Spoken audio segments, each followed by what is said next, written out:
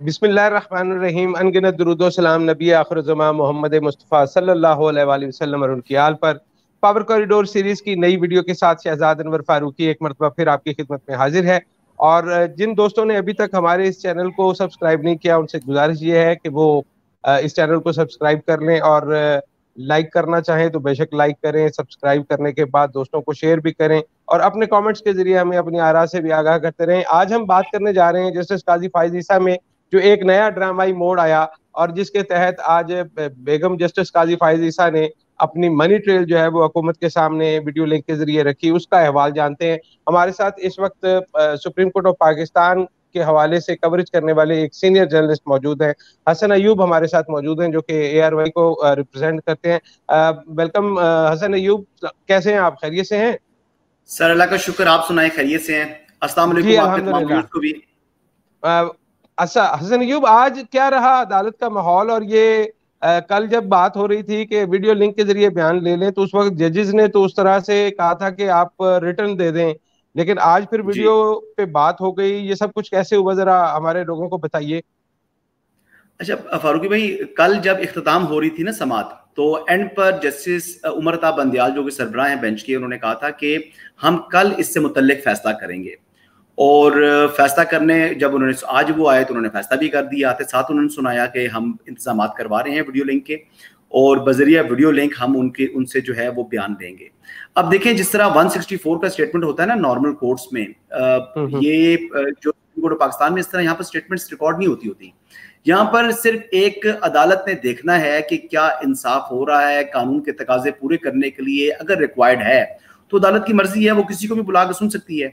यानी तो यहाँ पे अगर क्योंकि कानूनी रिक्वायरमेंट नहीं थी, लेकिन अगर अदालत ये समझे कि इंसाफ सर्व करने के हवाले से किसी का बयान मददगार साबित हो सकता है, तो वो सुन भी सकती है। जी बिल्कुल यही चीज थी, क्योंकि देखें जो एहलिया है जस्टिस काजी फाइज ईसा की, वो इस केस में फरीक पार्टी नहीं है। बिल्कुल ऐसे ही। इसमें एप्लीकेंट कौन है? एप्लीकेंट है जस्टिस काजी फाइज ईसा।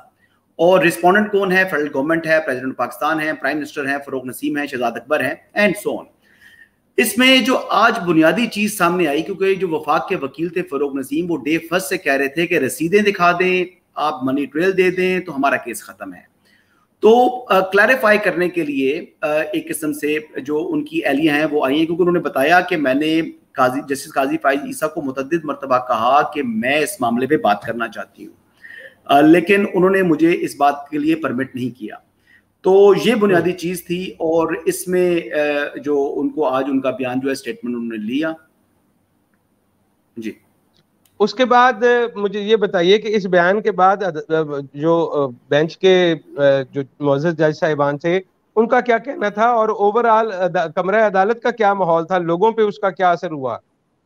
देखिए, बड़ी खामोशी छा गई कमरे में, जब क्योंकि दौराने जब वो बयान दे रही थी तो वो आपदीदा होती थी, वो रोती थी। और देखिए, हमारी भी पब्लिक डीलिंग है फरूक भाई, आप माशाल्लाह बहुत तजर्बाकार हैं। मैंने आपसे सीखा, जब मैं पहले जर्नलिज्म का आगाज़ किया, तो आपके व्यूअर्स को मैं बता दूं कि मैं पहली असाइनमेंट जिंदगी में गई हूँ तो मैं फारूकी शहजाद साहब के साथ गया था। और जर्नलिज्म में मैं किस तरीके से आया, ये भी एक अलग बहस है, किसी और वक्त होगा इंशाल्लाह आपको बयान करूंगा नहीं इनको। नहीं, वो बेटा आपकी कमिंग बैक टू मोहब्बत है उसको।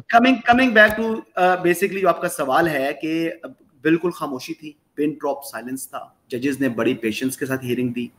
और देखें, आपका भी बड़ा तजर्बा है, हमने भी अब लोगों से मिल मिलकर सीख लिया, अपनी गलतियों से भी सीख लिया। एहलिया ने जिस तरीके से अपनी चीजें बयान की हैं, शायद जस्टिस काजी फाइज ईसा से भी बेहतर तरीके से उन्होंने ये बातें की हैं। तो ये बुनियादी चीजें हैं जो उन्होंने आज बयान की। अपनी तमाम बैंक रिकॉर्ड बता दिया, डिटेल उन्होंने अपनी स्टेटमेंट दिखा दी, उन्होंने प्रॉपर्टीज का हवाला दे दिया, हर चीज बता दी। तो अब आपके नज़दीक, जो कि मैंने कुछ थोड़ा बहुत मालूम किया, कि जस्टिस उमर अता बंदियाल ने कहा कि ये फॉरम नहीं है, आपको मुतलका फॉरम पर जाना पड़ेगा, लेकिन आपके पास सफिशेंट कागजात और चीज़ें मवाद मौजूद है जिसके ज़रिए आप किसी भी अथॉरिटी को मुतमिन कर सकती हैं। तो इसका मतलब ये लिया जाए कि अब इस रेफरेंस में बाकी कुछ नहीं रहा। आपकी राय क्या है? नहीं रहा है।